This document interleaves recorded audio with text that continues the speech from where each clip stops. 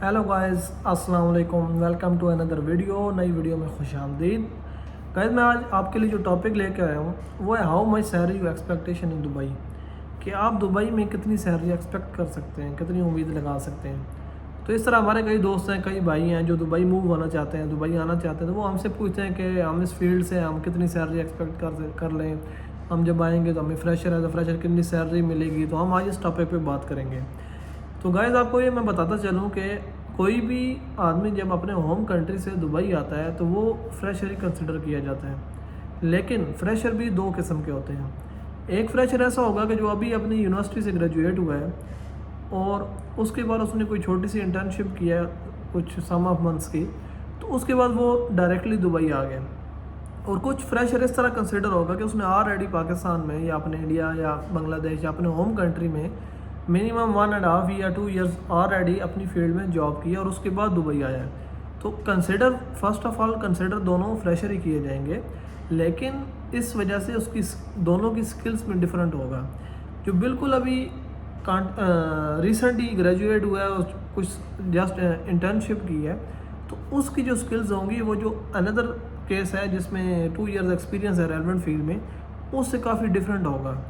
तो सैलरी भी इसी तरह इधर लगती है। आप जब इधर आते हैं, आपको जब इंटरव्यू कॉल आती है, जब आप इंटरव्यू देने जाते हैं, तो कोई भी आपका जब एज अ रिक्रूटर ऑफिसर या HR मैनेजर जब आपका इंटरव्यू ले रहा होता है तो उसको ये चीज़ फ़ौरन समझ आ जाती है कि ये फ्रेशर है या इसका कोई जो होम कंट्री जो एक्सपीरियंस ने बताया है क्या एक्चुअल में ये चीज़ है या नहीं। क्योंकि आपके अंदर जो स्किल्स होती हैं, जो चीज़ें होती हैं रेलेवेंट, वो आपको वहाँ जाके प्रेजेंट करनी होती हैं, बतानी होती हैं। बेसिकली सम टाइम तो वो आप फर्स्ट ऑफ ऑल आपका HR मैनेजर आपका इंटरव्यू लेता है। सेकंड, जो डिपार्टमेंट हेड होता है वो भी आपका इंटरव्यू लेता है। तो कुछ चीज़ें HR मैनेजर रियलाइज़ कर लेता है। जो रेलेवेंट फील्ड का मैनेजर होता है उसको डेफिनेटली उस फील्ड के बारे में बहुत ज़्यादा वो स्पेशलाइज आदमी होता है, प्रोफेशनल बंदा होता है, तो उसको फ़ौरन ये चीज़ समझ आ जाती है। तो इस केस में आपको ये भी मैं बताता चलूँ कि कुछ भाई क्या करते हैं, अपने होम कंट्री से फेक एक्सपीरियंस लेटर बनवा के ले आते हैं, जो यहाँ शो करवाते हैं कि हमारा ये एक्सपीरियंस है। फर्स्ट ऑफ ऑल उनको वो एक्सपीरियंस यहाँ ही जब वो इंटरव्यू देंगे, वो अपनी जो चीज़ें बताएंगे उसमें नज़र आ जाएगा क्या ये इसका एक्सपीरियंस है या नहीं। सेकंड, सम टाइम कंपनीज़ क्या करती हैं, जो आप किसी भी कंपनी ऑर्गेनाइजेशन का जब एक्सपीरियंस लेटर लेके आते हैं तो ये बैक एंड पे उसको चेक करते हैं, उस कंपनी या उस ऑर्गेनाइजेशन को अपने फॉर एग्जांपल पाकिस्तान में ईमेल करेंगे क्या एक्चुअल में ये एक्सपीरियंस वैलिड है या नहीं। अगर उस टाइम पे वो कंपनी रिप्लाई में कह देती है कि ये एक्सपीरियंस वैलिड नहीं है, ये फेक एक्सपीरियंस है, तो वो आपको यहाँ जो आपको जॉब मिलेगी उसको टर्मिनेट भी कर सकते हैं। तो इसका आपको बहुत नुकसान हो जाएगा। तो आपको चाहिए जो भी आप काम करें रियल करें, जो एक्चुअल काम है वही करें, फेक कोई काम ना करें। तो अगर हम सैलरी की बात करें तो डिफरेंट फील्ड के हिसाब से सैलरी है। अगर हम लेबर क्लास की बात करें तो लेबर की यहाँ 1200 दिरहम, फ्रेशर जो लेबर है उसकी 1200 दिरहम तकरीबन सैलरी स्टार्ट होती है एवरेज। उसके बाद वो वीज़े पे सैलरी इंक्रीज़ होती रहती है। 200 दिरहम आप कर लें, 2 साल में उसकी सैलरी इंक्रीज़ हो जाएगी। फॉर एग्जांपल 1400 दिरहम तक वो चला जाएगा 2 साल में। तो सारा एकोमोडेशन उसकी फ्री होती है, ट्रांसपोर्टेशन फ्री होती है, लेकिन फूड एक्सपेंस जो होता है वो उसको उसी में से बियर करना होता है। उसके बाद अगर हम बात करें कि कुछ मैट्रिक पास या FA पास लोग हैं जो उससे बेहतर कोई कंप्यूटर वगैरह की जॉब स्टार्ट करते हैं या उससे थोड़ा ऊपर आते हैं, तो वो 1500 से 1600 1700 दिरहम की तकरीबन उनकी सैलरी स्टार्ट होती है। तो सैलरी इंक्रीमेंट ज़्यादातर यहाँ वीज़ा पे ही लगते हैं। वो कंपनी भी अपने अपनी चीज़ होती है, जब कंपनी कितना लगाती है, 200 लगाए, 300 500 लगाए, वो कंपनी पे ही डिपेंड करता है। अगर हम अकाउंट्स की बात करते चलें तो अकाउंट्स की जो स्टार्टिंग फ्रेशर की सैलरी है वो 2000 से 2500 दिरहम ही स्टार्ट होती है। तो जब आप एक्सपीरियंस ले लेते हैं, जब आप स्टार्ट करते हैं, और जब ज़्यादा सैलरी पे आपका तब होती है जब आप एक कंपनी से दूसरी कंपनी स्विच करते हैं, तो उसमें आपको चांस होता है 1000 दिरहम का भी आपको इंक्रीमेंट मिल सकता है।